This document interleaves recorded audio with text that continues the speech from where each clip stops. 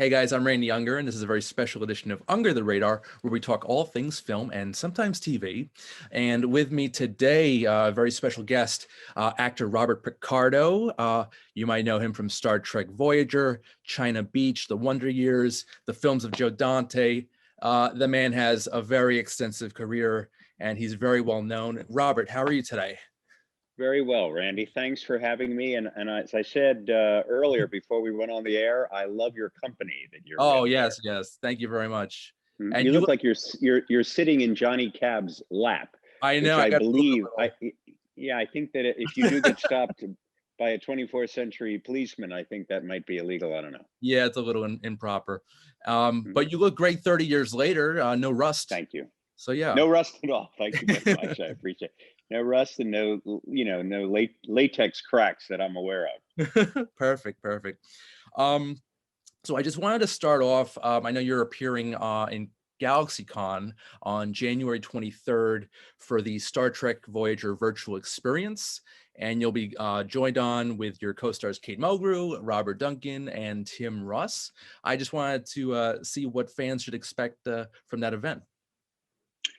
Well, because of COVID and because of the worldwide cancellation Mm.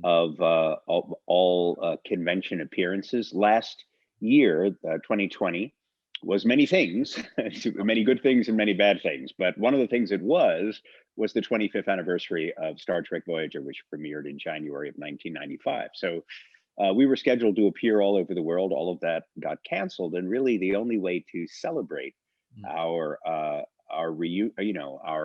anniversary year has been through virtual conventions.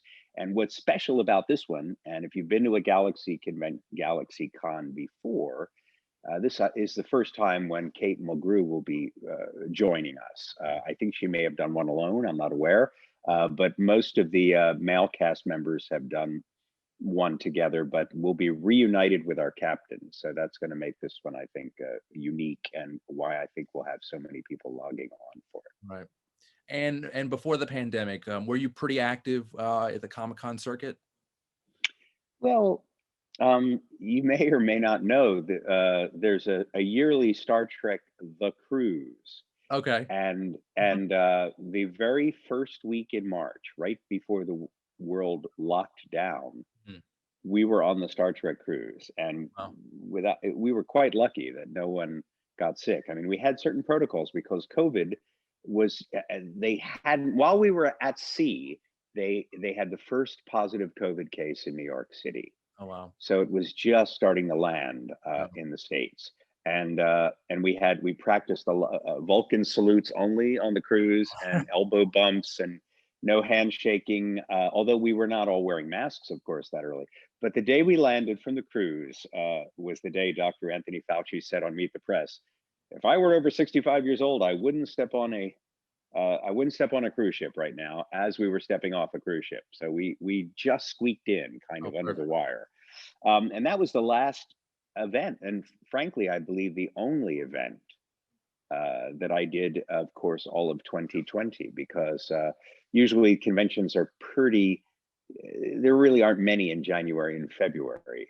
In winter in the Northern Hemisphere, it's unusual. So that was the only event I did last year. And I felt very blessed that nobody got sick. Right.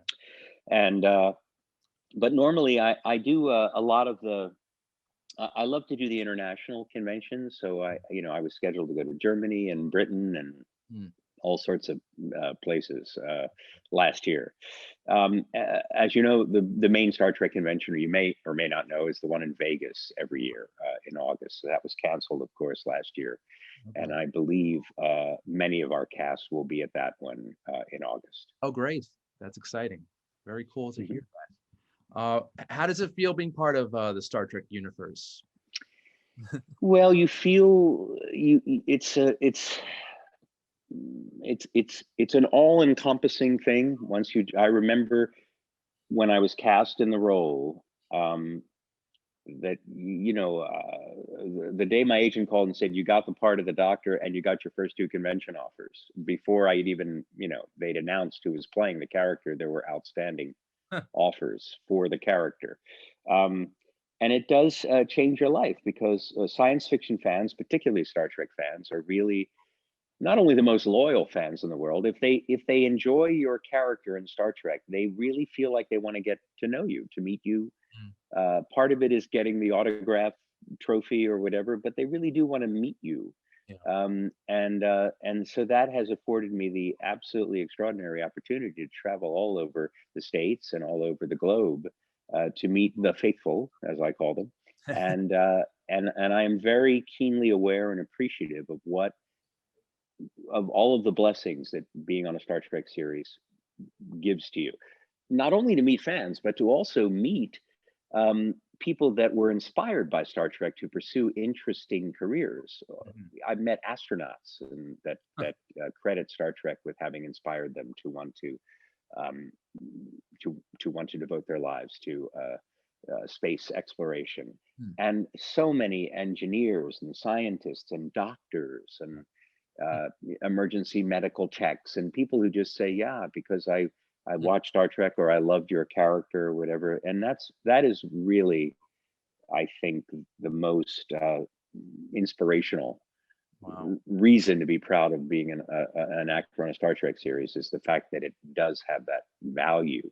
Right. It inspires me that it inspires you. Let's but leave it at that.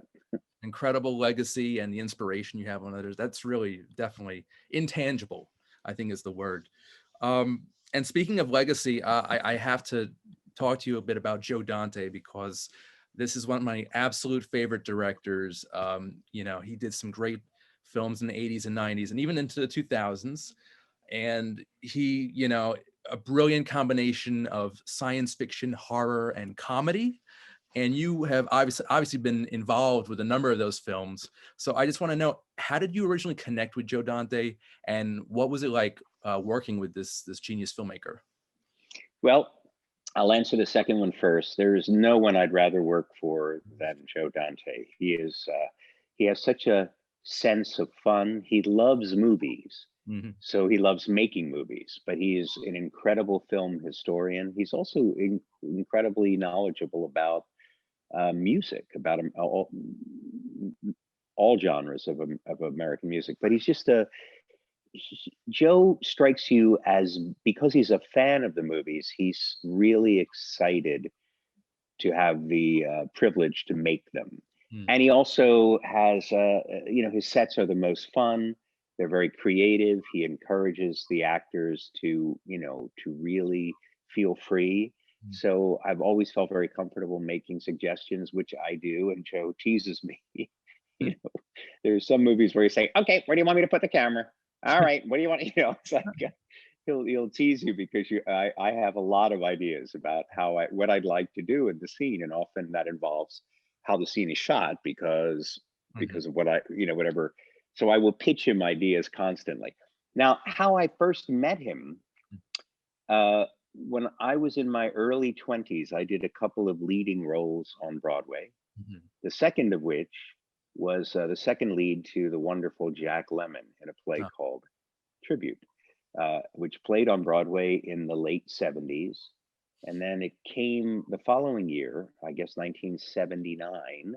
mm, I recreated my role with Mr. Lemon wow. in Los Angeles. Now, I'm not quite sure whether Joe Dante saw the Broadway production in 78 or the Los Angeles production in 79, but either way, he saw me in that role. Okay. I think he was a big Jack Lemmon fan, as many people are. Mhm. And I had a very explosive character. The play was kind of a comedy drama, but in short, it was about an angry son who thought his father was a crappy father. His Okay. parents divorced when he was young, and his father, who was well loved by everybody, everybody loved the father because he was a very charming Peter Pan like character. Uh-huh. But the son always felt that he was very irresponsible. So I had a big chip on my shoulders. And in the play, we reconcile because I discover that he has terminal cancer and it's my last chance to get to know him. But before I find out that he's sick, there's some real fireworks. I really, really blow up at him when Mm. I find out because he's done something that really, really upsets me, Mm. and rightfully so. So anyway, so I had this big emotionally explosive scene, and for some reason, Joe Dante saw me play this 22-year-old college graduate kid with a bad temper and decided that's my werewolf. I don't know. I mean, I I was called into audition, and I auditioned for The Howling. I've always been a huge fan of horror movies when I was a kid, especially the classic Universal Mhm. horror films.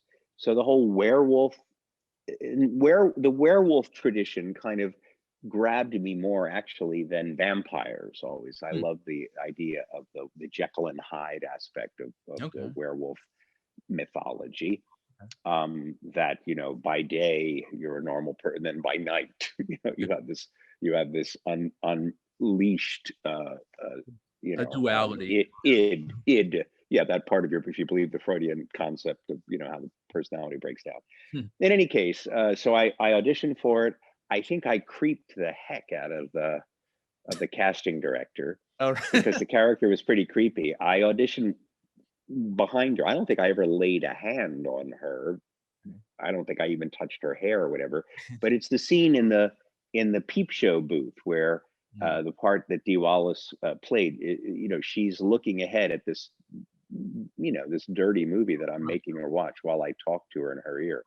And I think the reason that is my reaction on the casting director during my audition, I think is why he hired me, because I definitely creeped her out. It's a good And as hold on to her shoulders, like. I may have touched her shoulders, Yeah. that's it. I would never be disrespectful in any other way. I Okay. always encourage young actors to never, be real in the room, but don't do anything that makes anyone ever feel unsafe. Some really stupid actors, really stupid, will like bring a toy gun into an audition where they have to have a gun, but nobody knows it's a toy gun. So Right. if Or you if dress up. you're an actor, never ever bring any weapon, even a fake weapon, Right. into an audition. That's my first advice. And secondly, remember the casting director's just doing her job, or his job. Mhm. You don't ever want to threaten anyone or make them feel unsafe Right. ever. And never Having said all that, I did make her feel creeped out. dress up as Catwoman like Sean Young did for Batman Returns, the audition there, which eventually I went I heard that. Yeah. to Michelle Although Pfeiffer. although I would be delighted to have seen Sean Young in a Catwoman outfit. So I maybe but that's why I never was a casting director. Nice. But yeah, I know it's you don't want to hit him over the head with it. It's true.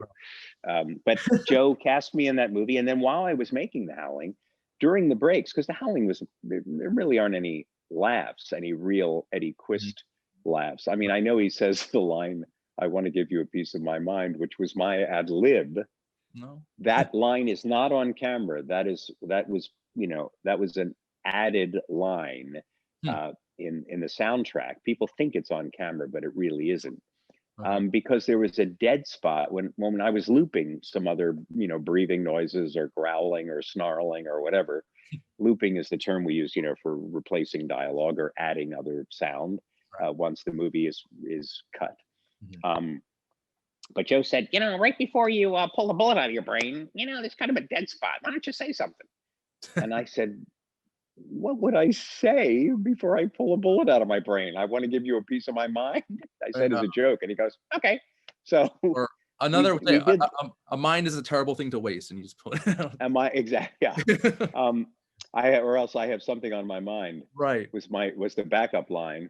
Um, but anyway, I did it as a joke, and it's in the movie, and it's actually kind of the cult line of the movie. Certainly, if you're an Eddie fan. Okay.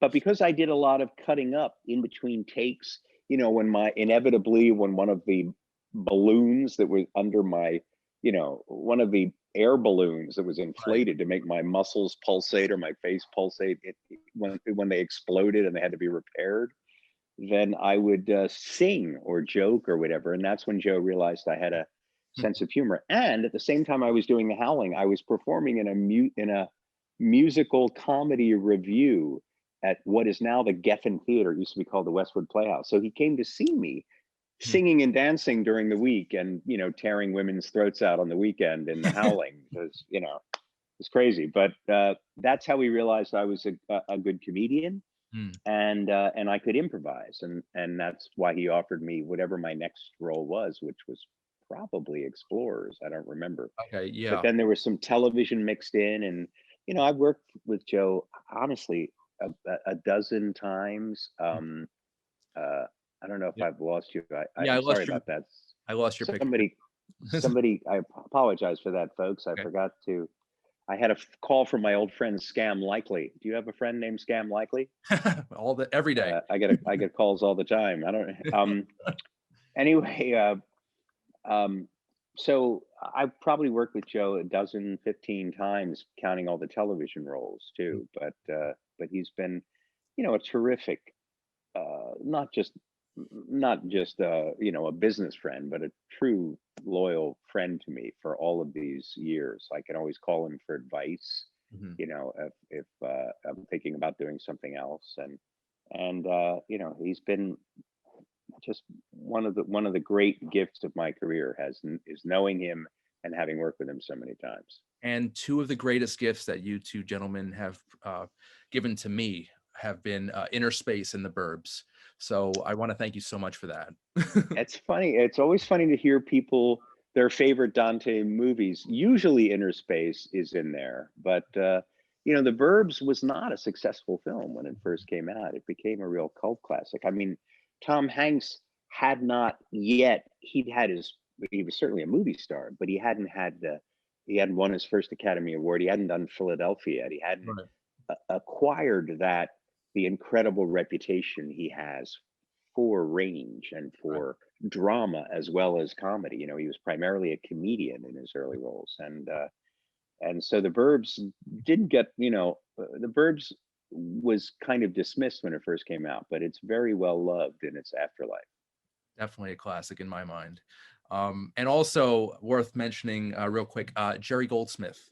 He crafted Ah, some beautiful, beautiful music for Dante's films. Did you ever meet Jerry Goldsmith or? I did on more than one occasion. I even was on a scoring stage Hmm. when he was. I don't remember whether it was Inner Space or whether it could have even been Explorers, but it was one of the early movies I did with Joe where I got to not only meet and chat with Jerry, but to watch him conduct, which was a great blessing. And he also told my recollection is he told me personally. It wasn't Joe who related it to me, but Jerry told me personally that he had created a theme for the cowboy for my entrance, Yeah. uh, was on the instrument known as a zither. So It's like this the cowboy, clanky, yeah, yeah, wow, wow, yeah, yeah. It sounds yeah, almost like a gut bucket, with a string little bass. synthesizer mixed in. Yeah, it was brilliant. That was so I feel very honored. And then years later to be on the Star Trek television series, that is the only one that had Jerry Goldsmith create our theme song. So Right. that felt like a double honor to already know him, to have met him, to have worked with him a number of times through Joe, and then to have him do our theme music, which I also believe is the only Star Trek show to win an Emmy Award. Well, yeah, Emmy Award for its theme music. Yeah, I think it did. Um, any plans to work with Joe in the near future? Well, there's always the hope, Of course. there's always the hope. It depends on what he's doing and whether there's something in it for me. And I occasionally bring him things, of various quality. Say, do you have any interest in this? Because I brought him scripts that other people have sent to me. So I'm convinced it's going to happen. There are no concrete plans at the moment, but I do believe that we've got it. That we'll have, and I hope we'll have another experience working together. I hope Uh, so. and I do, I visited him during the pandemic. We had a meeting out in the backyard of his house Hmm. safely, with masks and whatever, and to catch up a little bit. So he's, as I said, a great friend. I Great. send him videos since I started my YouTube channel. I send him videos too once in a while if I'm particularly proud of one. That's great. And talk to me a little bit about your YouTube channel. What kind of content are you producing?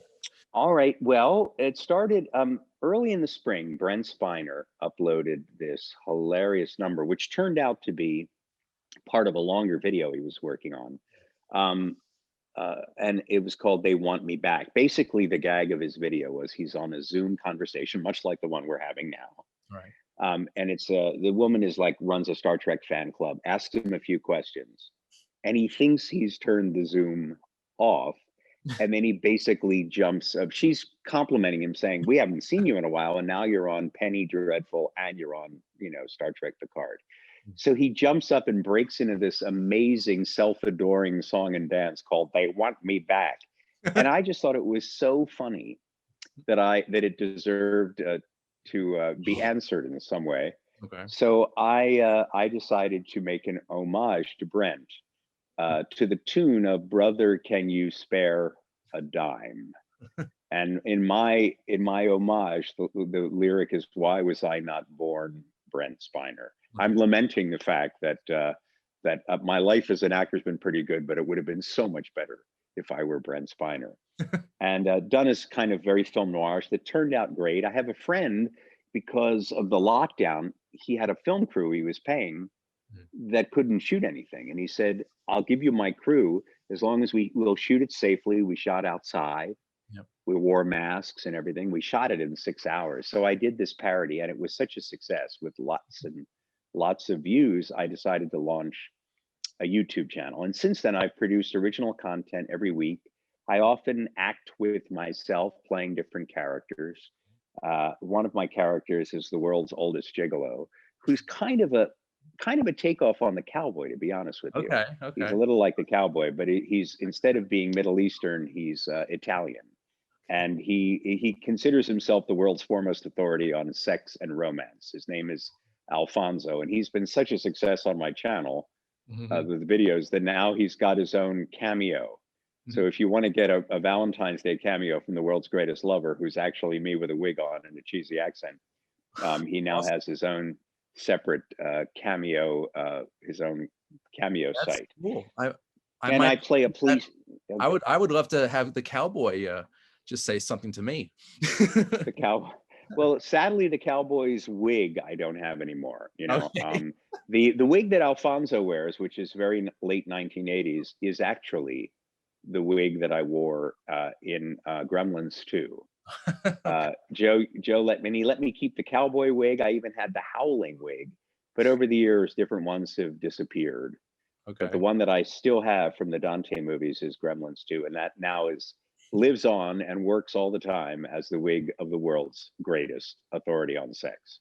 Um, and so the making the videos, and it's great because my younger daughter's a professional editor. My older daughter works in visual effects, so it became like a little family affair. They helped. The visual effects one did my opening titles, and the one who's a professional editor edits them, and I pay them. Okay.